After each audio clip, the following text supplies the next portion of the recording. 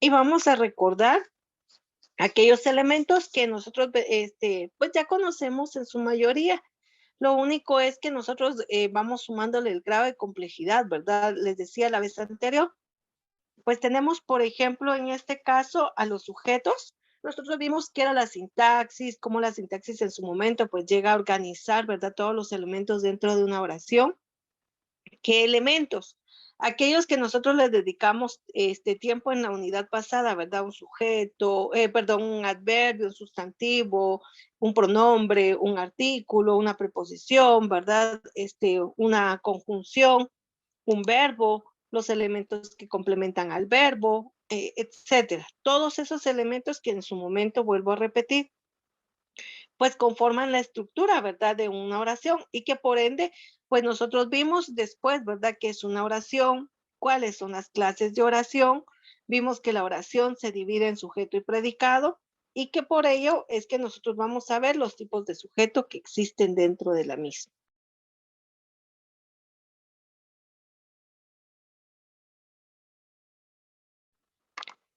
Teniendo o remarcando, ¿verdad? Pues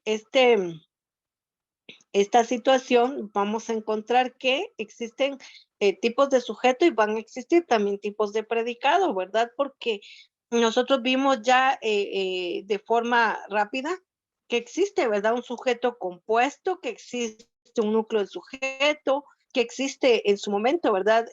Un sintagma nominal que no es más que el sujeto como tal dentro de la oración, que vamos a encontrar un predicado, ¿verdad? Simple, que dentro del predicado nosotros sabemos que su núcleo va a ser el verbo, que en su momento el verbo, ¿verdad? También vamos a llamarle sintagma verbal y que a su vez hay un predicado simple y un predicado compuesto. Que dentro del predicado nosotros vimos en la clase anterior, ¿verdad? Que van a haber también objetos, los cuales van a ser modificables, un objeto indirecto o un objeto indirecto. En el sujeto se recuerdan que era el modificador indirecto o el modificador directo. Entonces, vea, todos esos complementos en algún momento se combinan dentro de la expresión que nosotros tenemos en nuestro lenguaje, ya que nosotros siempre pues vamos a emitir, ¿verdad? Las oraciones como expresiones. Acá dice, el perro ladra mucho por la noche. ¿Y de quién estamos hablando nosotros? De un perro, ¿verdad? ¿Y qué es lo que realiza el perro? Dice que ladra mucho por la noche. Entonces ahí claramente tenemos la distinción, ¿verdad? Dentro de la oración de lo que se establece como sujeto y como predicado. Mi abuela hace magdalenas de chocolate. ¿Quién hace las magdalenas de chocolate, verdad? Dice mi abuela. Entonces aquí también tenemos, ¿verdad? La distinción o la separación, llamémoslo así, ¿verdad? Muy clara de cuál es el sujeto y cuál es el predicado. Y así pudiéramos nosotros continuar, ¿verdad? Estableciendo ejemplos y ejemplos. Es más, siempre les he dicho, ¿verdad? Que cuando yo me detengo, por ejemplo, en su momento, a poder hablar, tener un diálogo, una conversación, ¿verdad? Cualquiera que sea, pues nosotros lo emitimos a través de estas situaciones. Eso es lo que nosotros llevamos a cabo. Entonces, acá, dentro de lo que estamos hablando nosotros como este sujeto, vamos a establecer que hay muchas funciones que se puedan tener. Dice, el estudio de la sintaxis dentro del idioma español, vamos a encontrar que la oración siempre va a ser, bueno, perdón, que la oración puede ser bimembre y cuando es bimembre vamos a encontrar que está dividida entre sujeto y predicado. Para ello entonces vamos a recordar que es un sujeto. Desde un punto de vista sintáctico, es decir, una redacción establecida, vamos a tener que toda oración propiamente dicha se divide entre sujeto y predicado. El predicado es la acción expresada que realiza la función del verbo.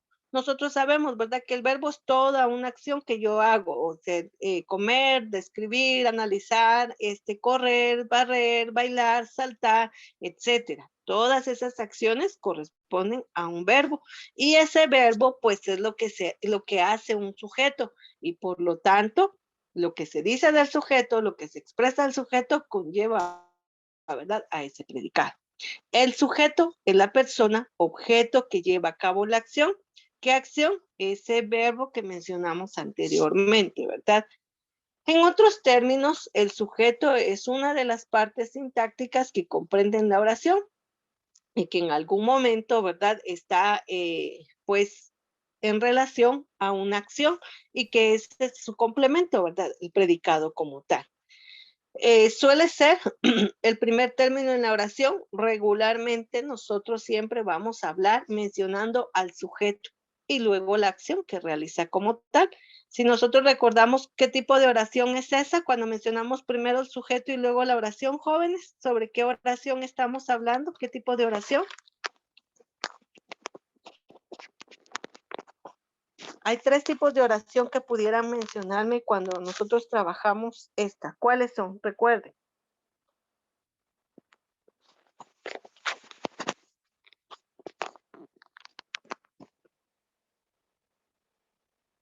Mm, ¿No han repasado nada? Bueno, voy a hacer parcial pronto y no voy a anunciar porque definitivamente no están repasando y eso es algo que usted tiene que manejar muy fácil. ¿Se recuerda que cuando nosotros mencionamos, por ejemplo, una oración, mencionando primero al sujeto y luego la acción, es una oración activa? Puede ser una oración, ¿verdad? Afirmativa igual. Entonces, vea, o sea, según la intención del hablante, nosotros podemos clasificar estas oraciones. Muy bien, dice entonces, para comprobar cuál es el tipo de sujeto, nosotros establecemos un método tradicional que consiste en observar primero al verbo, es decir, primero la acción y luego, ¿verdad? Pues ya determinamos quién está realizando la acción. Entonces dice, Juana come vegetales. En este caso, nosotros podemos identificar quién está comiendo vegetales, Juana. Entonces, automáticamente sabemos que Juana es quien está realizando esa acción. Ella es el sujeto, ¿verdad? Si yo cambiara solamente come vegetales, ahí yo no estoy mencionando como tal al sujeto, pero sí estoy, hay un señalamiento en la situación, ¿verdad? De la expresión, pero no voy a identificar yo, ¿verdad? A quién. Entonces, cuando dice come, yo tendría que conjugar ese verbo. Yo como, tú comes, podría ser, ¿verdad? Pero como no dice comes, entonces dice él come. Ah, ya estoy señalando, es la tercera persona. Sí existe un sujeto, porque hay alguien que está realizando la acción, solo que no estoy diciendo él come verduras, ni estoy diciendo Juana come verduras, ¿verdad? Entonces vean cómo dentro de una expresión siempre existe un sujeto como tal. Para ello puede existir entonces un sujeto expreso simple. Y ya vamos con la primera clasificación. Vamos a llamar entonces sujeto simple al sujeto que se encuentra escrito y el núcleo que es uno solo. Por eso es simple, ¿verdad? Se recuerdan que ya había mencionado al inicio de la clase, ¿verdad? Que puede haber un sujeto compuesto cuando pueden ser dos. El rey de Dinamarca arruinó la fiesta. ¿Quién arruinó la fiesta? El rey. Ah, bueno, entonces ahí está simple y sencillo, ¿verdad? Se encuentra muy marcado el sujeto. Sobre el cielo se alza la luna. ¿Quién es el que se alza en el cielo, verdad? Entonces dice la luna. Vean cómo ya cambió la posición de un sujeto, mas sin embargo se sobreentiende, ¿verdad? Entonces acá tenemos en este caso, ¿verdad? El sujeto. Vean cómo nosotros vamos estableciendo esa situación de poder entender que el sujeto siempre va a ser quien realice la acción o de quien se hable en una oración. Y vamos a llamar sujeto expreso así, tal cual, porque se expresa, se dice, se menciona, se señala, ¿verdad? Y simple porque solamente es uno como tal. Vamos a tener un sujeto expreso compuesto. Dice, el sujeto se encuentra escrito y los núcleos son dos o más. La luna y las estrellas derraman su luz sobre los campos de trigo. ¿Quiénes derraman la luz sobre los campos de trigo? La luna y las estrellas. Hay dos sujetos. Entonces, cuando van a ser dos sujetos, vamos a llamarle compuesto. Ayer el hijo de Ricardo y la sobrina de Esteban jugaron incesantemente, ¿verdad? Hay dos personajes. y los está mencionando muy claro. Entonces acá dice el hijo de Ricardo y la sobrina de Esteban, ¿verdad? Que realizaron, dice que jugaron incesantemente. Entonces se entiende, ¿verdad? Que hay dos sujetos, hay dos acciones en algún momento, perdón, dos elementos de los cuales estamos hablando y qué acción está describiendo estos sujetos como tal. Entonces se va a llamar sujeto expreso compuesto. ¿Y por qué es expreso? Porque lo estamos mencionando y lo estamos señalando. Se expresa tal cual, ¿verdad? Esos serían los dos tipos de sujeto expreso. Para el sujeto tácito o desinencial, y aquí es otra clasificación, ¿verdad? Entonces tenemos sujeto tácito, es el sujeto que no se encuentra escrito y se puede deducir a partir de la desinencia del verbo, es decir, la conjugación para ubicar a qué persona se refiere. Óigase bien el ejemplo. Cometí un crimen, pero no estoy diciendo yo cometí, pero cuando yo digo cometí, la acción está recayendo sobre mi persona. Entonces automáticamente establezco a qué persona pertenece la acción de cometer. Entonces, como lo voy a conjugar, ¿verdad? Entonces, yo cometí, tú cometiste, él cometió, soy yo. Está en primera persona. Pero vuelvo a repetir, jamás dije yo cometí. Automáticamente cuando digo cometí, estoy involucrada. No lo estoy señalando, más sin embargo se sobreentiende quién está desarrollando esa acción como tal. Otro ejemplo, dice, han jugado, óigase bien, han jugado incesantemente hasta el atardecer. Entonces, cuando yo establezco la acción jugar, pero como está instaurada en tiempo pasado, entonces podría ser, ¿verdad? Nosotros jugamos, vosotros jugáis, ellos jugaron, ¿verdad? Entonces han jugado. ¿Quiénes ellos? Automáticamente estoy hablando, ¿verdad? De una tercera persona en plural, pero no la estoy señalando. Solamente sé que está inmersa dentro de la oración. Y por eso le llamamos sujeto tácito, porque sí existe, pero no está involucrado. O desinencial, porque gracias a la conjugación en el verbo, yo puedo establecer y entender a qué persona se está refiriendo como sujeto, aunque no me la esté señalando. ¿Se entiende esta clase de sujeto, jóvenes?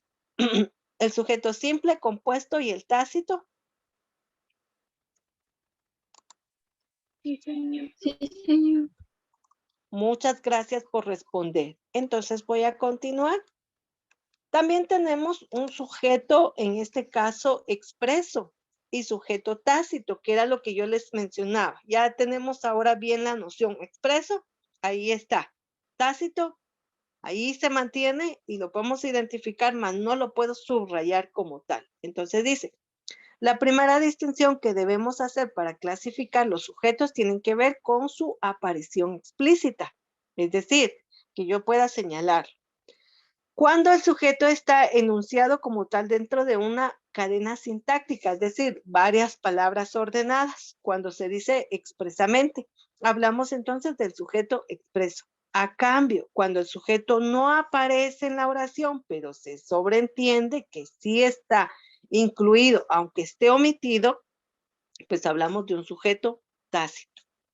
Luego tenemos otro tipo de sujeto y en este caso hablamos de un sujeto agente y un sujeto paciente. Y aquí vamos a recordar un poquito la voz activa y la voz pasiva. Por eso les decía, hay que repasar, por favor, hay que repasar porque es importante que nosotros conozcamos y manejemos este tipo, por favor, de sujetos y en cuanto a la ubicación, ¿verdad? Como tal de las oraciones.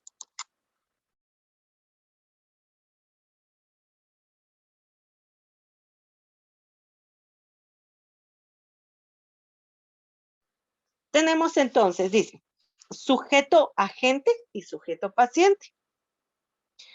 En otra forma de clasificar el sujeto tiene que ver con la forma de la aparición dentro de la oración respecto a la acción detallada por el verbo. óigase bien, respecto a la acción, es decir, quién realiza esa acción, ¿verdad?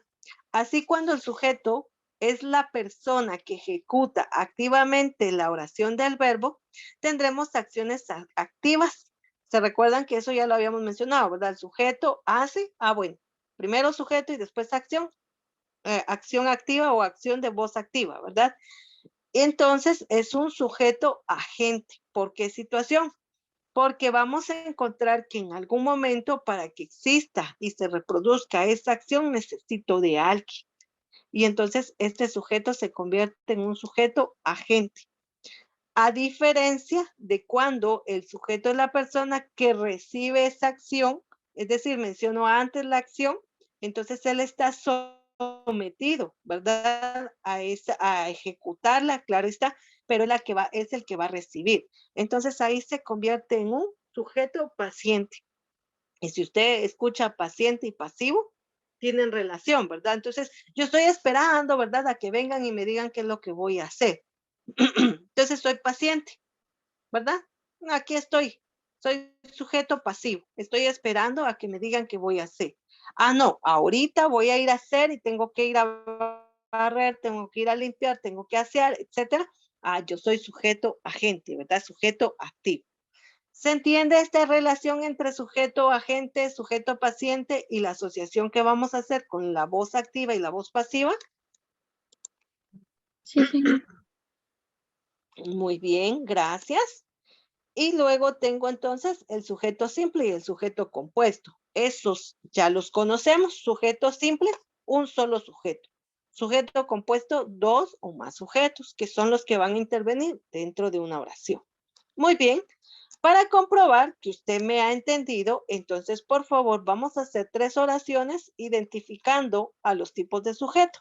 El sujeto simple, el sujeto compuesto, el sujeto tácito, el sujeto expreso, el sujeto agente y el sujeto paciente. Por favor, 3 oraciones de cada una de ellas en este momento.